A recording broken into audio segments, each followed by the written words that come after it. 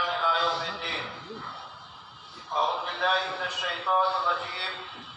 بسم الله الرحمن الرحيم.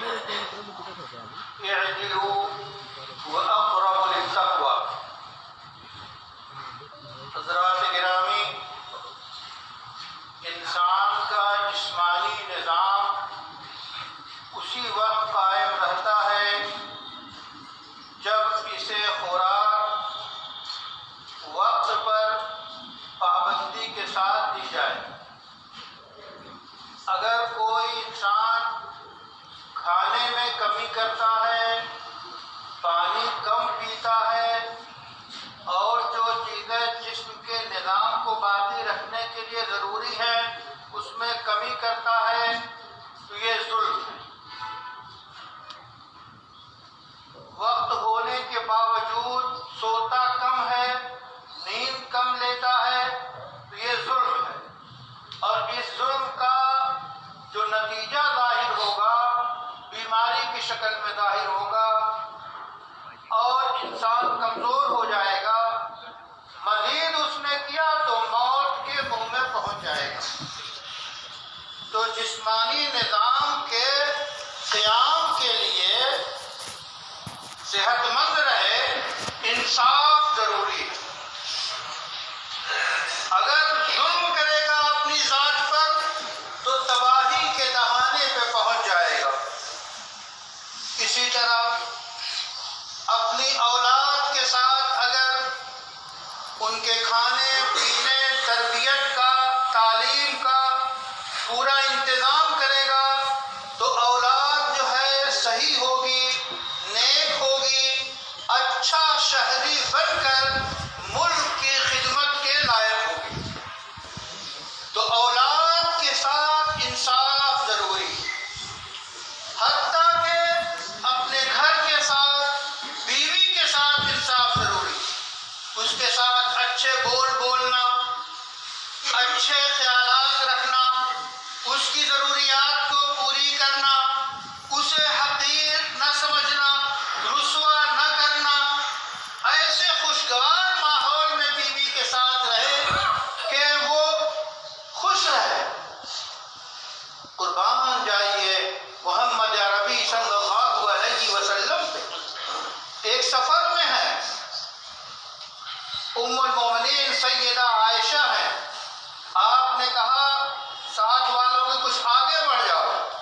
کچھ لوگ آگے بڑھ گئے، کچھ لوگ پیچھے، تو بیچ میں راستے میں جگہ خالی ہو گئی۔ تو آپ نے عائشہ رضی اللہ تعالیٰ عنہ سے کہا چلو دوڑ میں مقابلہ کرتے ہیں، ریس، دوڑ میں مقابلہ۔ اب اپنی محترمہ کے ساتھ دوڑ میں جو مقابلہ آپ نے کیا ہوگا، ام المومنین عائشہ کی خوشیوں کا کیا عالم رہا ہوگا۔ یہ بے تکلفی 2 مرتبہ دوڑ ہوئی ہے آپ حضرات میں، حضرت عائشہ اور رسول اللہ صلی اللہ علیہ وسلم میں۔ ایک مرتبہ رسول اللہ آگے بڑھ گئے اور ایک مرتبہ حضرت عائشہ آگے بڑھ گئی، تو آپ نے فرمایا دل کا بے دل کا، یہ اس سے برابر سرابر ہو گیا، فائنل ہو گیا۔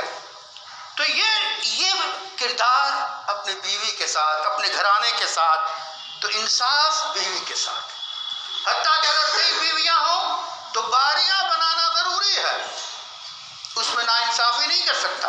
ہمارے ماحول میں دوسری شادی اسی وقت ہوتی ہے جب اختلاف ہوتا ہے۔ اختلاف کے بغیر دوسری شادیاں ہمارے سماج میں نہیں ہیں، لیکن 4 شادیاں جائز ہیں۔ اب اگر ایک سے زیادہ بیویاں ہیں تو انصاف ضروری ہے، حتیٰ کہ خوابگاہ کا بھی انصاف ہوگا، بیڈ روم کا بھی انصاف ہوگا۔ تو یہ ہے انصاف کی عظمت اور اس کے اسباب کہ ماحول خوشگوار ہوگا۔ خود جسم اچھا، بچے اچھے، بیوی اچھی، گھر کے آنگن میں پھول کھلے ہوئے ہیں اور چمن بنا ہوا ہے، جس گھر میں انصاف ہوگا۔ اسی انصاف کو ذرا آگے بڑھائیے، محلے میں انصاف، محلے کے شہریوں کے بیچ انصاف، اور وہ انصاف کون کرے گا؟ جو شہریوں کا ذمہ دار ہوگا، جو عہدے دار ہوگا، اس کی ذمہ داری شہریوں کو پانی پہنچائے، ان کی خوراک کا، ان کے ہاسپٹل کا، ان کے اسکول کا نظم کرے۔ یہی انصاف محلے کے پیمانے پہ، اسی طرح انصاف شہر کے پیمانے پہ، پھر صوبے کے پیمانے پہ، ملک کے پیمانے پہ، عالمی پیمانے پہ انصاف جب قائم ہوگا تو عالم پرامن ہوگا، پرسکون ہوگا، ترقی یافتہ ہوگا۔ اور اگر جس معاشرے میں ظلم ہوگا، انصاف کو چکنا چور کیا جائے گا، گھر تباہ ہوگا، فرد تباہ ہوگا، محلے اور شہر تباہ ہوں گے، صوبے اور علاقے تباہ ہوں گے، ملک تباہ ہوں گے۔ عالمی حالات کے تحت آپ جانتے ہیں جن لوگوں نے ظلم کو کی انتہا کر دی، ایسے ایسے مظالم کیے کہ اپنے جیسے انسان کو ان کو ایک تو پھانسی پہ چڑھاتے اور اس کے بعد مشین کے ذریعہ انہیں بالکل جو ہے تفتی کی طرح ڈبل کر کے بالکل چورا کر دیتے۔ ایسے مظالم اس دنیا میں آج کے دور میں تہذیب یافتہ دنیا میں یہ وحشیانہ اقدامات اسی دنیا میں ہو رہے ہیں۔ یہ کسی ملک کے ساتھ خاص نہیں ہے، معاف کیجیے گا، آپ دنیا کے جیل خانوں کو لے لیجئے، وہاں کیا کچھ ہو رہا ہے، کیسے معصوم بے قصور لوگوں کے ناخن اکھیڑ لیے جا رہے ہیں، ان کو حتیٰ کہ گندگی پلائی جا رہی ہے۔ یہ ظلم کہیں بھی ہو، ظلم کی جو ہے ٹہنی پنپتی نہیں۔ اس لیے ظلم کا دفاع کرنا، ظلم کو روکنا یہ ذمہ داری ہے، انصاف قائم کرنا۔ ہر ملک کا دستور شہریوں کو برابر حقوق دیتا ہے۔ ہمارے ملک میں رکشہ چلانے والا جس طرح شہری کے حقوق حاصل ہیں، ویسے ہی صدر جمہوریہ کو حقوق حاصل ہیں۔ دونوں شہری ہونے کی حیثیت سے صدر جمہوریہ اور رکشہ چلانے والے میں کوئی فرق نہیں ہے، یہ دستور ہے، ہندوستان کا دستور یہ کہتا ہے۔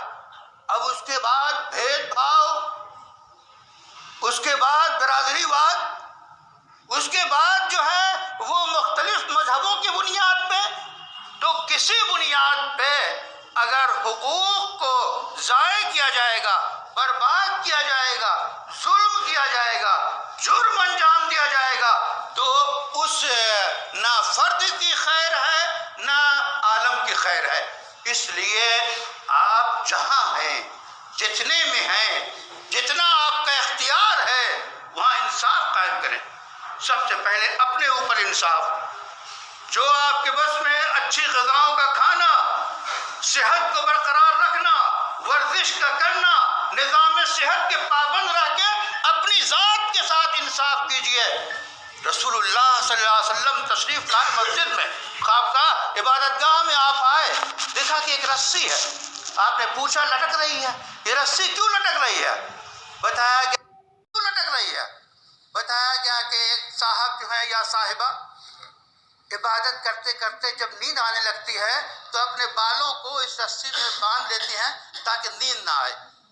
آپ نے سختی سے منع کیا، اسے ہٹاؤ، عبادت کرو، نیند آئے سو جاؤ۔ ایسی عبادت کہ اپنی رسی کو باندھ لینا، بے چینی کرنا، یہ اپنے اوپر ظلم ہے۔ جو 5 وقت کی نمازیں ہیں وہ فرض ہیں، اس میں بھی یہاں تک کہ اختیار اللہ کے رسول نے دیا کہ اگر کوئی اتفاقی نیند سو گیا تو جیسے ہی یاد اٹھے نماز پڑھ لیں۔ یہ نہیں ہے کہ مسلسل جو ہے 2 بجے رات کو آپ سو رہے ہیں اور کہہ رہے ہیں نیند سو گیا، فجر غائب ہو گئی، یہ جرم ہے۔ 2 بجے رات میں کیوں سوئے؟ اس لیے سویرے سونا۔ بہرحال اللہ نے فرمایا انصاف قائم کرو، اعدلو، انصاف کرو، وَأَقْرَبُ لِلتَّقْوَى، پرہیزگاری سے یہ زیادہ جو ہے ہمکنار ہوتا ہے اور پرہیزگاری اس سے حاصل ہوتی ہے۔ تو اللہ کے تقوی کو سامنے رکھتے ہوئے، خوف کو سامنے رکھتے ہوئے خود انصاف اپنے اوپر قائم کیجئے، اپنے گھرانے پہ قائم کیجئے، اپنے شہر پہ انصاف کو قائم کیجئے اور اپنے ملک میں پوری کوشش کیجئے کہ انصاف قائم کیا جائے اور ظلم کا خاتمہ ہو۔ وآخر دعوانا الحمدللہ رب العالمین۔